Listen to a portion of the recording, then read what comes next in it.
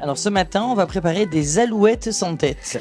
Alors il nous faut du paleron, il faut le couper en tranches fines, l'aplatir avec un aplatisseur ensuite, le farcir avec du petit salé, fumé, moi j'aime bien, des herbes de Provence évidemment pour la saveur de la sauce. Ensuite on fait une petite persillade juste ail persil. C'est aussi simple que ça, et un peu de carottes pour la couleur. Et des tomates, bien sûr, des tomates et du concentré de tomates. Dans une casserole, on va mettre de l'huile d'olive, de l'ail, on va mettre des carottes émincées, en petites rondelles un peu fines.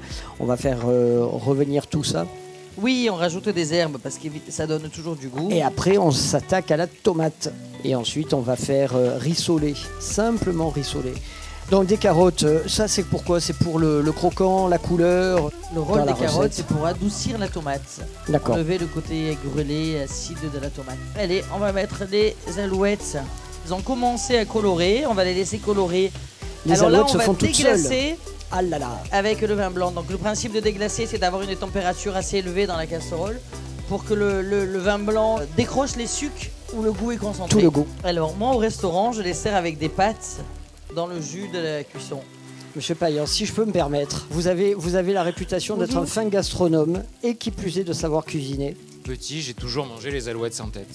De ma grand-mère, de mon arrière-grand-mère. La cuisine, Delphine, ça raconte notre histoire, nos traditions, avec force et avec simplicité. Ça raconte que la cuisine, ça dit des choses sur un peuple, sur une ville. Ça raconte l'enfance, ça raconte les souvenirs. C'est plus que jamais le moment de venir découvrir cette recette des alouettes sans tête.